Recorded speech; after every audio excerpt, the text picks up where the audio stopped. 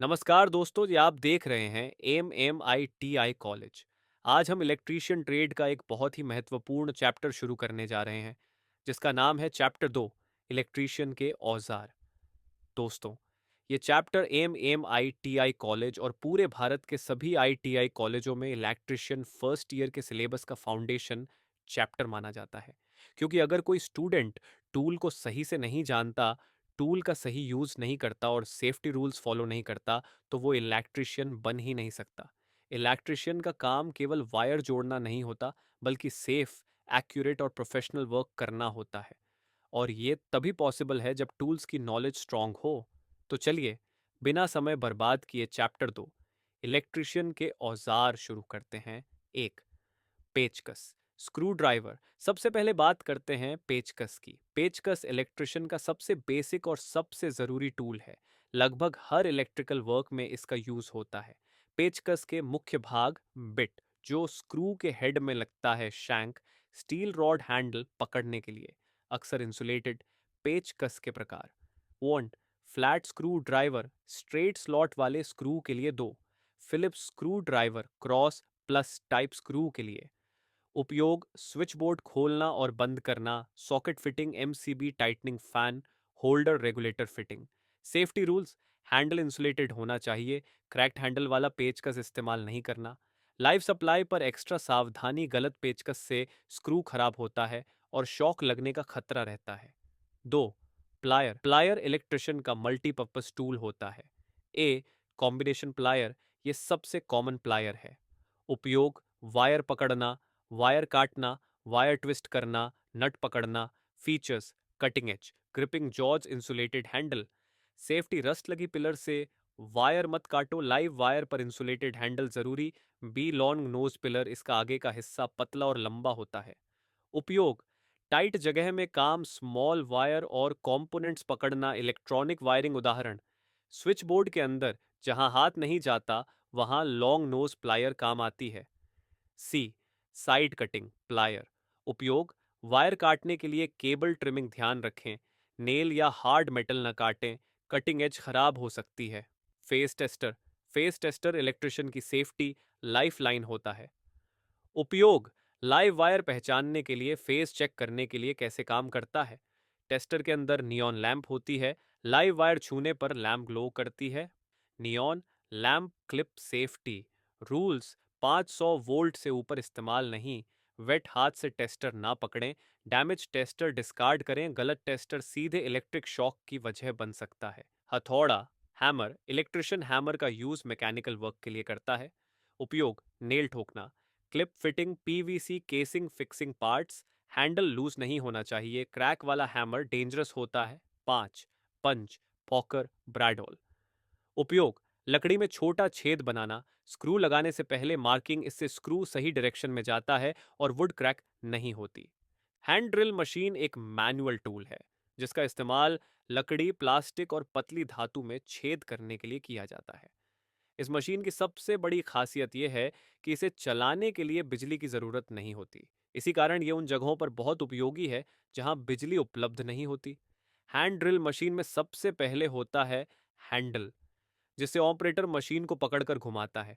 बीच में gear system लगा होता है, जो हाथ से लगाए गए कम बल को ड्रिल बिट तक ज्यादा ताकत के साथ पहुंचाता है। मशीन के आगे की तरफ चक लगा होता है, इसी चक में ड्रिल बिट को टाइट करके फिट किया जाता है। अगर चक सही से टाइट नहीं किया गया, तो ड्रिल करते समय बिट निकल भी सकती है और चोट लगने का खतरा रहता है। अब बात करते हैं ड्रिल बिट की। Drill bit high speed steel से बनी होती है। इसका आगे का नुकीला हिस्सा मटेरियल को काटने का काम करता है और इसके घुमावदार कट कटे हुए मटेरियल को बाहर निकालते हैं। ड्रिल करते समय यह बहुत ज़रूरी है कि मशीन को बिल्कुल सीधा रखा जाए। ज़्यादा दबाव डालने से ड्रिल बिट टूट सकती है या फंस भी सकती है। अब बात करते हैं रैचेट ब्रेस मशीन की। रैचेट ब्रेस मशीन भी एक मैनुअल ड्रिलिंग टूल है, लेकिन यह कम जगह में काम करने के लिए ज़्यादा उपयोगी होती है। इस मशीन में रैचेट मैकेनिज्म लगा होता है, जिसकी वजह से हैंडल आगे पीछे करने पर भी ड्रिल एक ही दिशा में घूमती रहती है। ऊपर की तरफ प्रेस नॉब दिया गया होता है, जिससे मशीन को कंट्रोल किया जाता है और नीचे चक में ड्रिल बिट लगाई जाती है। इस मशीन का उपयोग फर्नीचर वर्क, लकड़ी के जॉइंट और रिपेयरिंग के काम में किया जाता है। काम शुरू करने से पहले रैचेट की दिशा जरूर चेक करनी चाहिए, क्योंकि गलत दिशा में ड्रिलिंग नहीं होगी। अब समझते हैं गिमलेट के बारे में। गिमलेट एक छोटा सा टूल होता है जिसका इस्तेमाल लकड़ी में छोटा छेद बनाने के लिए किया जाता है। जब भी लकड़ी में स्क्रू लगाना हो तो सीधे स्क्रू नहीं घुसाना चाहिए। पहले गिमलेट से छेद बनाना जरूरी होता है, जिससे लकड़ी फटती नहीं है। गिमलेट को हाथ से घुमाकर धीरे धीरे लकड़ी में घुसाया जाता है। इसे हमेशा सीधा रखना चाहिए ताकि छेद सही बने। अब बात करते हैं हैंड सॉ की। हैंड सॉ लकड़ी काटने का सबसे सामान्य टूल है। इसकी ब्लेड स्टील की 100% है, बनी होती है और एक तरफ तेज दांत होते हैं। दांतों की बनावट के अनुसार कट तेज या स्मूथ होता है। लकड़ी काटते समय सॉ को पूरी लंबाई में चलाना चाहिए। झटके से काटने पर ब्लेड खराब हो सकती है और कट भी टेढ़ा हो जाता है। कट लगाने से पहले लकड़ी पर मार्किंग करना जरूरी होता है और उंगलियों को ब्लेड से दूर रखना चाहिए। अब समझते हैं टेनन सॉ। टेनन सॉ का उपयोग सटीक और साफ कट लगाने के लिए किया जाता है। इस सॉ की ब्लेड पतली होती है और ऊपर स्टील बैक लगा होता है, जिससे ब्लेड मुड़ती नहीं है। इसका उपयोग मोर्टिस टेनन जॉइंट और फर्नीचर जॉइंट बनाने में किया जाता है। टेनन सॉ से कट लगाते समय ज्यादा दबाव नहीं डालना चाहिए। सॉ को अपनी स्पीड से काम करने देना चाहिए। अब बात करते हैं हैकसॉ की। हैकसॉ का उपयोग धातु, पाइप, नट बोल्ट और प्लास्टिक काटने के लिए किया जाता है। इसमें एक फ्रेम होता है और उसके अंदर पतली ब्लेड फिट की जाती है।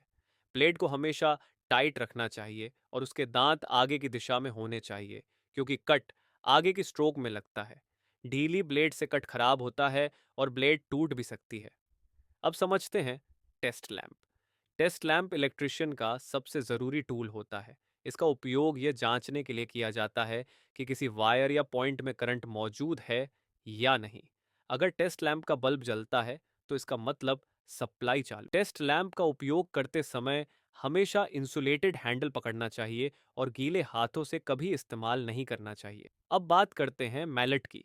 मैलेट लकड़ी का हथौड़ा होता है जिसका उपयोग लकड़ी के काम में किया जाता है। इसका इस्तेमाल चिसेल चलाने, जॉइंट फिट करने और लकड़ी को नुकसान पहुंचाए बिना ठोकने के लिए किया जाता है। मेटल हथौड़े की जगह मैलेट का उपयोग इसलिए किया जाता है ताकि लकड़ी पर निशान न पड़े। अब समझते हैं कॉपर बिट सोल्डरिंग आयरन। इसका उपयोग इलेक्ट्रिक वायर को जोड़ने के लिए किया जाता है। इसमें तांबे की बिट होती है जो जल्दी गर्म होती है और गर्मी को सही तरीके से वायर तक पहुंचाती है। सोल्डरिंग से पहले बिट को साफ करना और टिनिंग करना बहुत ज़रूरी होता है।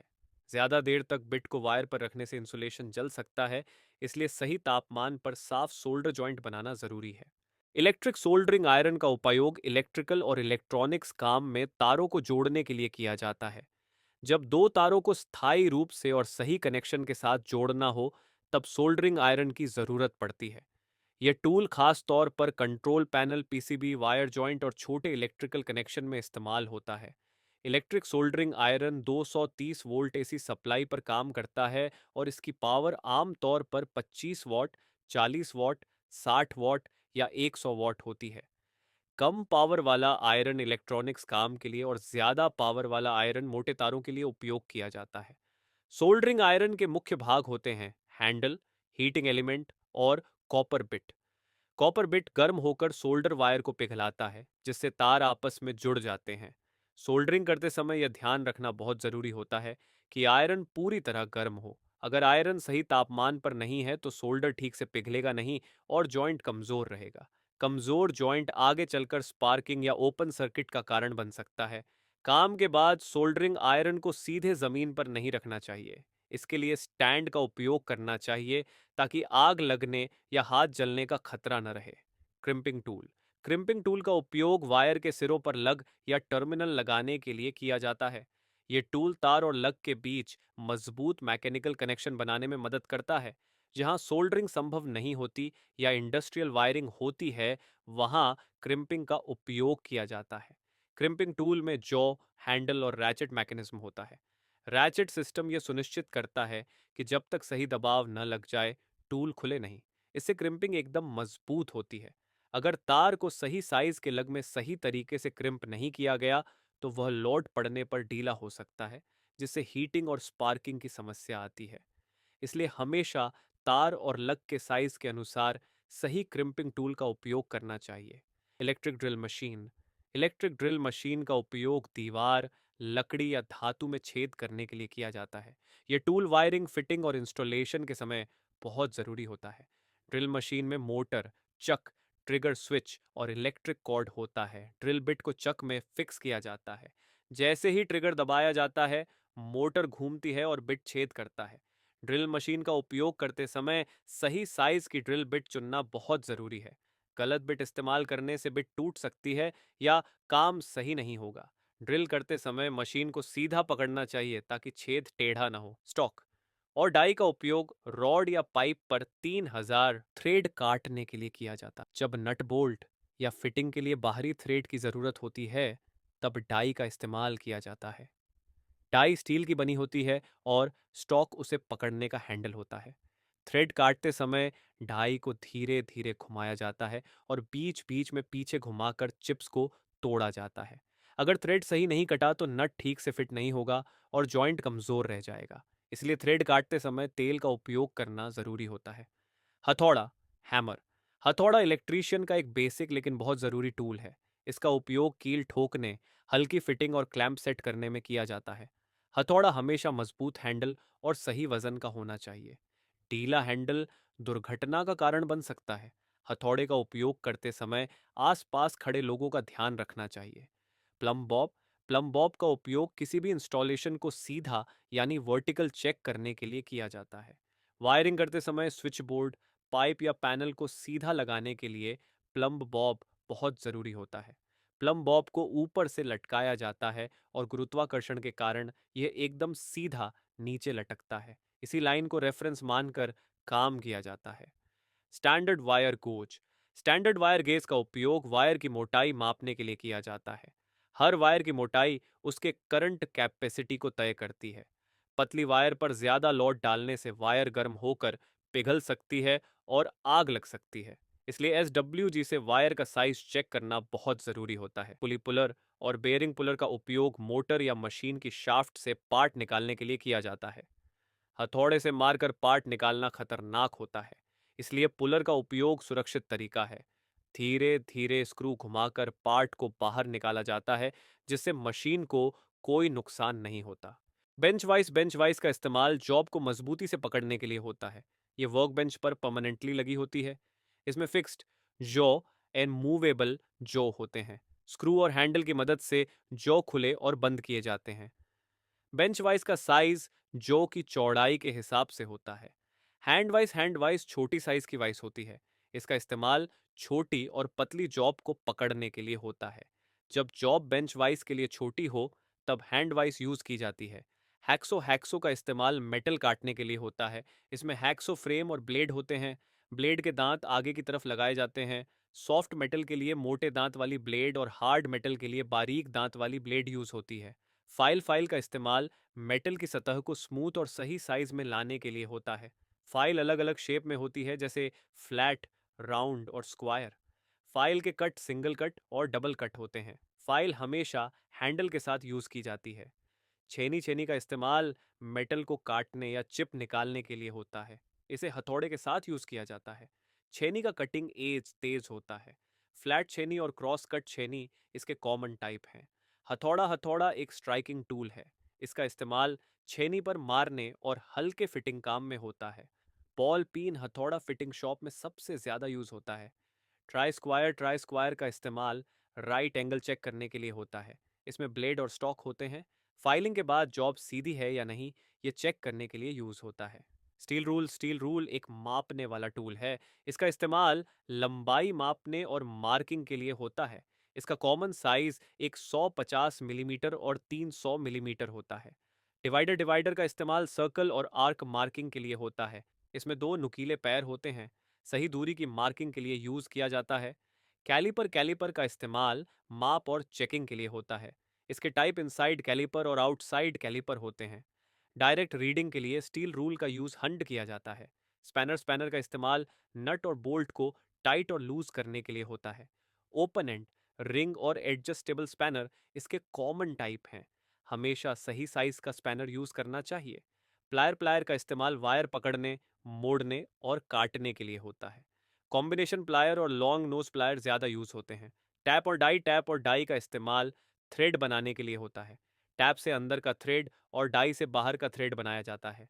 थ्रेड काटते समय ऑन ऑयल का यूज़ किया जाता है। सरफेस प्लेट और मार्किंग टूल्स। सरफेस प्लेट एक फ्लैट मार्किंग सरफेस होती है। इस पर स्क्राइबर और पंच से मार्किंग की जाती है। Centre punch drilling point mark करने के लिए यूज़ होता है।